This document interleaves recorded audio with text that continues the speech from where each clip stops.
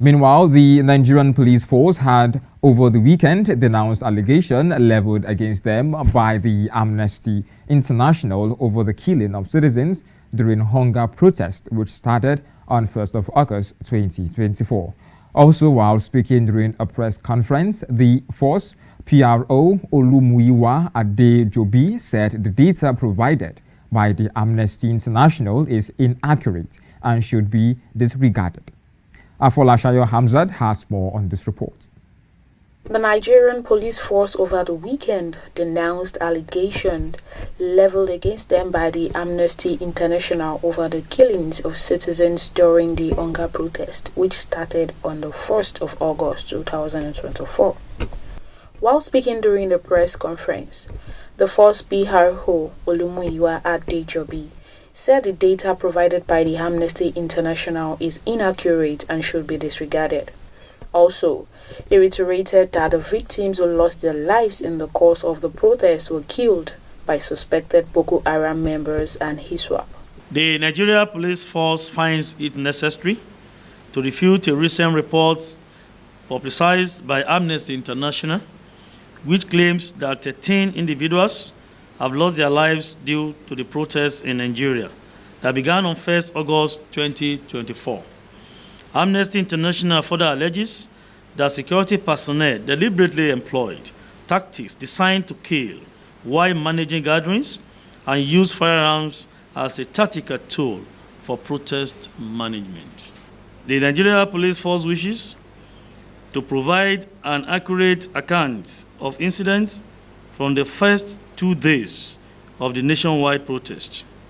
In Borno State, 4 individuals lost their lives and 34 were severely injured in a terrorist attack by suspected Boko Haram and ISWAP elements who infiltrated the crowd of protesters and detonated an improvised explosive device IED. Additionally, an incident occurred involving an unregistered Honda Prelude car that ran into the protesters, resulting in the death of 2 civilians in Nasarawa State. The driver abandoned the vehicle and fled the scene.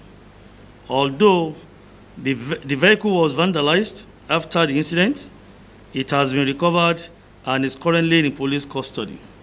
Efforts are ongoing to trace the driver and bring him to justice. There was another incident reported in Yauri local government area of Kebbi State, where a group of individuals mobilized to loot a shop. In the process, a local vigilante man shot and killed one of the looters. The Commissioner of Police in charge of Kebbi State is currently investigating the incident. This brings the total number of deaths recorded during the protest to 7. It is important to state that there were no other recorded fatalities during the protest apart from those mentioned above. Meanwhile, the force PRO also stated that there were cases of armed robbery, looting of public institutions and other vice in the northern part of the country. Mr. Olumuyiwa Adejobi said the police personnel that were deployed to manage the protest acted professionally within the ambit of the law. Incidences of armed robbery, arson, mischief, looting of public institutions and private businesses, destructions of both public and private property were recorded during the protest. Arrests were made with respect to these criminal incidences and a number of recoveries made from the suspects while the protest was going on. The Nigeria police personnel deployed to manage the protests have acted professionally, refraining from using lethal weapons. In instances where protesters became riotous, the police employed tear gas to disperse them. Even when our officers on lawful duty were attacked and injured, the police effected arrests using only tear gas, demonstrating utmost restraint.